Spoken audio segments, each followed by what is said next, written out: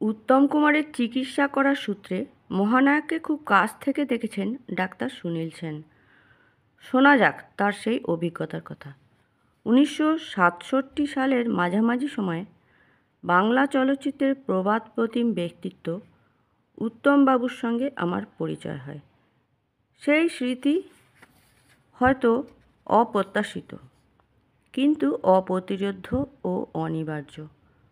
সুন্দর সুঠাম দেহের অধিকারী ও বাংলা চলচ্চিত্র জগতের রসিকজনের ও জ্ঞানী গুণীদের চোখের মণিটিকে সামনে দেখে হয়তো বা কিছুক্ষণের জন্য সম্মোহিত হয়ে গিয়েছিলাম, কিন্তু দরদী কণ্ঠের ডাক আমাকে প্রকৃতিস্থ করে। চিকিৎসা জগতের লোক, কিন্তু সিনেমার অকৃত্রিম সাথী ও বন্ধু থাকার দরুন উত্তমবাবুর আবির্ভাবটা আজও আমাকে ভাবায়। এক নিরহংকার সাহসী ব্যক্তিত্ব, যা কিনা মানুষের অভাব মোচনের ক্ষেত্রে চিরস্মরণীয়। বাঙালি ম্যানারিজমের সৃষ্টিকর্তা, বাঙালি ঐতিহ্য রক্ষায় পুরোপুরি বিশ্বস্ত, একজন শান্ত সুবোধ সরল মানুষ, যিনি ক্ষেত্র বিশেষে বালকোচিত। সব মিলিয়ে উত্তমবাবুর তুলনা তিনি নিজেই। কত হাসি ঠাট্টা গল্পগুজব আমার জীবনের চলার ক্ষেত্রটিকে মধুময় করে রেখেছে। চেম্বারে বসে একদিন রুগী দেখছি, হঠাৎ তার আবির্ভাব। টালিগঞ্জের স্টুডিও পাড়া থেকে সোজা আমার চেম্বারে এসে হাজির। কি ব্যাপার? না, সত্যজিৎবাবুর চিড়িয়াখানা শুটিং চলাকালীন মহানায়কের হার্ট অ্যাটাক হয়েছে। এই অবস্থায় উনি রোজ আমাকে একটি কথাই বলতেন, কবে সুস্থ হয়ে সত্যজিৎবাবুর অসমাপ্ত ছবিটি সমাপ্ত করতে পারব। বাংলা চলচ্চিত্রের মধ্যমণি উত্তম কুমারের সত্যজিৎবাবুর প্রতি কী পরিমাণ দরদ ও শ্রদ্ধা, তা এই থেকেই বেশ বোঝা যায়। তিনি যখন সকালবেলা আমার চেম্বারে আসতেন, তখন রোগীদের দাপটে ও ভালোবাসার অত্যাচারে তাকে কখনো অসহিষ্ণু হতে দেখিনি, বরং পরম শ্রদ্ধা ও বিনয়ের সঙ্গে সকলের ভালোবাসার অর্ঘ্য গ্রহণ করেছেন। উত্তমবাবুর আর একটা দিক আমাকে ভীষণ আকর্ষণ করত, তা হলো উনি অত্যন্ত গভীরভাবে ঈশ্বর বিশ্বাসী ছিলেন। আমার বাড়ির সমস্ত পুজোয় তাঁর ছিল অবাধ গতিবিধি। উত্তমবাবুকে কখনো কাউকে ঈর্ষা করতেও দেখিনি। জীবনের শেষ সায়াহ্ন পর্যন্ত প্রত্যেকের সঙ্গে তাঁর একটা মধুর সম্পর্ক ছিল। তাঁর মতন কর্তব্যপরায়ণ ব্যক্তির সঙ্গে পরিচিত লাভ করে আমি খুব ধন্য। আমি নিজেকে ধন্য মনে করি। উত্তমবাবুর ছিল আকাশ ছোঁয়া উচ্চাকাঙ্ক্ষা, যা তাকে এনে দিয়েছিল সীমাহীন জনপ্রিয়তা। একজন ডাক্তার হিসেবে যে ব্যাপারটা আমাকে আশ্চর্য করেছিল, তা হলো তিনি যে অতিরিক্ত কাজের বোঝা মাথায় চাপিয়েছিলেন, পরবর্তীকালে তাই তার মৃত্যুর কারণ হয়ে দাঁড়ায়। খুব সঙ্গতভাবে ডাক্তার হিসেবে আমি জানি রোগীরা ওই সময় মানসিক অবসাদে ভোগেন, কিন্তু উত্তমবাবু ছিলেন অসম্ভব প্রাণোচ্ছল। নিজের রোগটিকে এত সহজভাবে গ্রহণ করেছিলেন যে তা শিক্ষণীয়।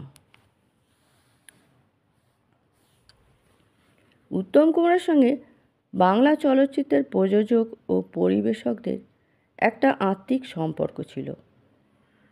ব্যক্তিগত জীবনে দুজন চিত্র পরিচালক এবং পরিবেশক, প্রণব বসু ও অসীম সরকারের সঙ্গে উত্তম কুমারের বন্ধুত্বপূর্ণ সম্পর্ক গড়ে ওঠে, যা আমৃত্যু বজায় ছিল।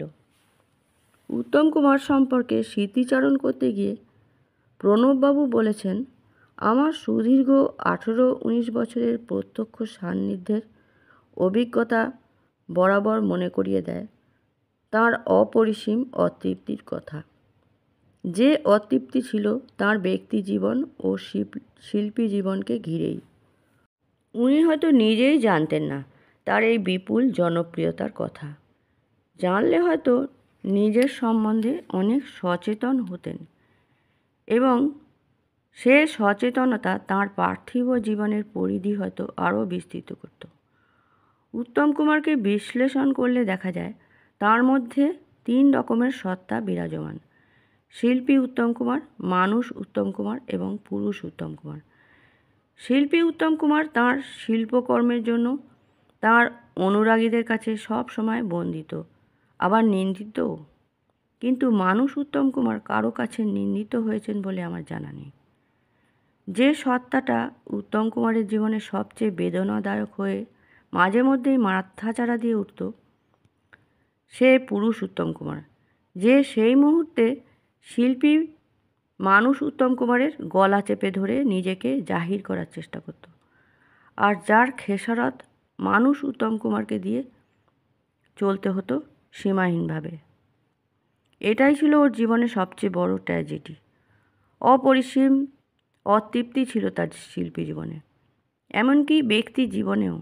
কথায় কথায় তার মুখে আক্ষেপ ফুটে বেরোতো, একথা মনে করে যে শিল্পকীর্তির চরম সোপানে পৌঁছানোর যে লক্ষ্য তার ছিল, সেখানে তিনি পৌঁছতে পারছেন না। তাঁর শিল্পী জীবনের আক্ষেপ হলো, উনি যা পাওয়ার আশায় ছুটেছেন তা ওর নাগালের বাইরে চলে যাচ্ছে, কিন্তু পাওয়ার আশা ওকে ছুটিয়ে নিয়ে চলেছে। সেদিক থেকে উত্তম কুমার নিজেই নিজের বড় শত্রু ছিলেন। তাঁর শিল্পী মন অনেক সময় তার ব্যক্তি জীবনকে বিড়ম্বিত করেছে। মন থেকে সাড়া না পেলেও এমন অনেক কিছু তাকে মেনে নিতে হয়েছে যে তার জীবনের অভিশাপ নয়, ক্ষতির কারণ হয়ে দাঁড়িয়েছে। আলোচনার মধ্যে প্রায় ওর মুখে শুনেছি, যে কোনো শিল্পী খারাপ নয়, সবাই চেষ্টা করেন ভালো কাজ করতেও দেখাতে, কিন্তু ভালো কাজ করিয়ে নিতে পারে এমন দক্ষ পরিচালক কজনই বা আছেন? মনের মতো রোল কজন শিল্পী পান? বাঁচার তাগিদে শিল্পীদের এমন অনেক রোলই নিতে হয় যাতে তার মনের সায় থাকে না। তাই ওর স্বপ্ন ছিল ধীরে ধীরে অভিনয় থেকে সরে গিয়ে পরিচালনার কাজে হাত দেন, আর মনের মতো সুন্দর ও সফল ছবি করা। এত বিপুল জনপ্রিয়তা সত্ত্বেও এরম সহজ সরল মানুষ আমি আমার জীবনে খুবই কমই দেখেছি, না একেবারেই দেখিনি বললেই সম্ভবত ঠিক বলা হবে। এত বড় এক উঁচু দরের শিল্পীও যে ছোট বড় অতি সামান্য সকলের এত কাছের মানুষ হতে পারেন, তা উত্তমদাকে না দেখলে বিশ্বাস হতো না। দাম্ভিকতা বা আত্মগরিমা তার শিল্পী মনের ওপর কখনোই কোনো অবস্থাতেই ছায়াপাত করতে পারেনি। আর যেটা ওর স্বভাবের মধ্যে লক্ষ্য করেছি তা হলো অসম্ভব কৃতজ্ঞতাবোধ।